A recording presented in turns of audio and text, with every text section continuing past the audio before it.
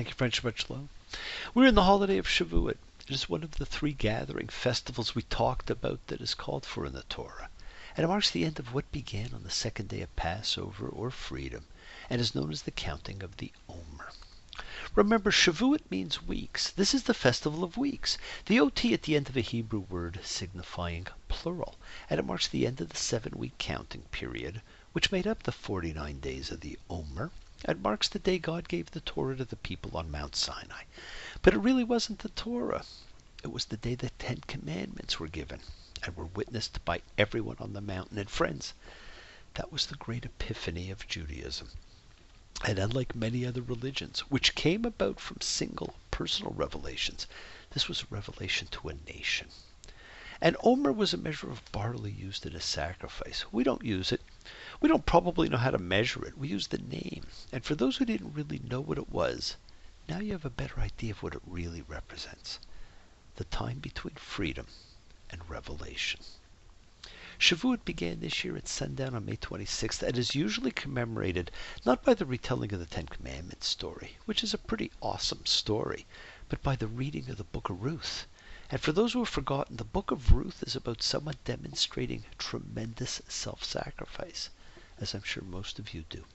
She was a Moabite who abandoned her country and her status and wealth to become part of the Jewish people. After her husband's death, she went with her mother-in-law Naomi and said, "Wherever you go, I will go. Wherever you lodge, I will lodge. Your people will be my people, and your God will be my God." And friends, that serves as a lesson to us all about priorities in life. She asserted the right of the poor to glean the leftovers of the barley harvest. And friends, remember, we have seen in the Torah the order to leave that for the poor, the widows, and the orphans. This is why we have to allow everyone dignity.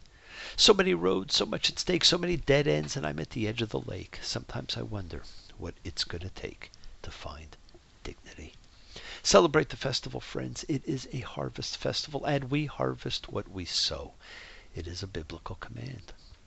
This week, we look at nasso, add up. Certain things are always worth looking for or noting in Parshas. This one opens, and Yahweh, or he who causes to be, spoke to Moses, saying. It will be full of instructions from God to Moses to tell the people. This is a fantastic parsha. It has amazing things in it, but I'm only going to really mention 3 of them, and maybe not all of them, in the audio version of this week's show. I had a lot of comments on last week's parsha, friends, and it seems a fair number of you really liked it. If I knew what made it so good, I'd make sure that I do it again. Thank you, Bob. Thank you, Paul. Thank you all. I had some complaints also that it was too long for phones to receive. Sorry. Watch the show. There are fewer restraints on space, but I will try to ensure these audio ones are shorter. As this parsha begins, we see a 3rd level of Levitical service referred to. It is for those between the ages of 30 and 50. We saw military conscription at age 20. We saw dedication to the service of God at age 1 month.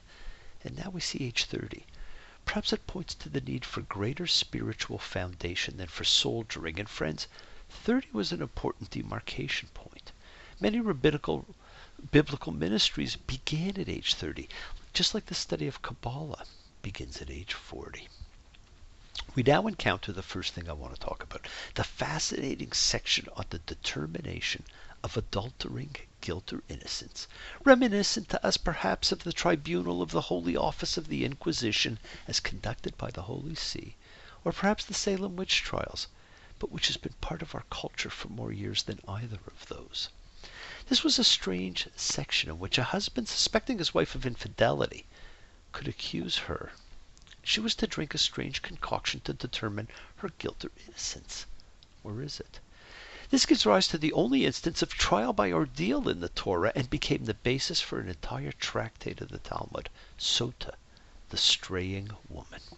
The ordeal is based on archaic magic, and the woman must submit on the mere suspicion of her husband, while the question of a man's suspected adultery is not even part of the legal system. And the formula for the mixture is fascinating and contains the only biblical reference to a term we are all familiar with, holy water.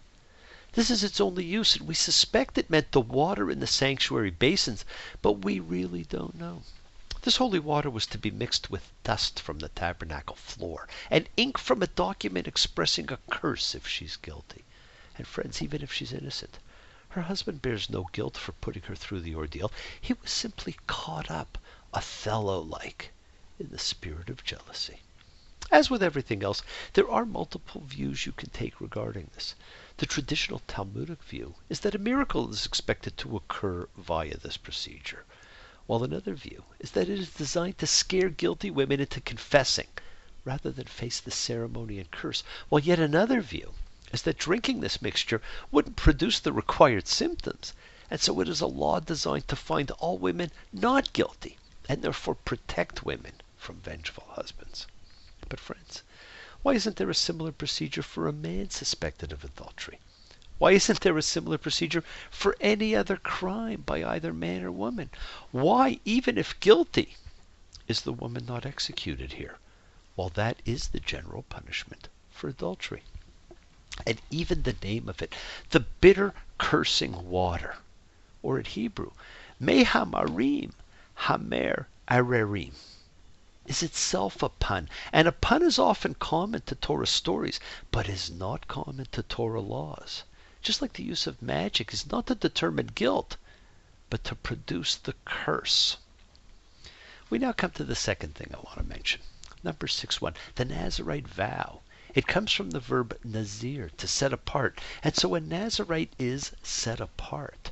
Joseph's blessing in Genesis 49:26 says, the one set apart from his brothers, Nazir E'ah. And friends, it's an etymological relative of the following word, nadir, which means vow. So what is this Nazir nadir?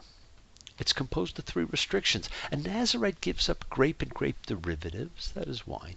They don't cut their hair and they stay away from corpses. In my final year of rabbinical school, I took a Nazirite vow. Now, I never grew my hair as long as I had it in high school, but it got pretty long. Now I trim it. There are certain fascinating things about the Nazirite.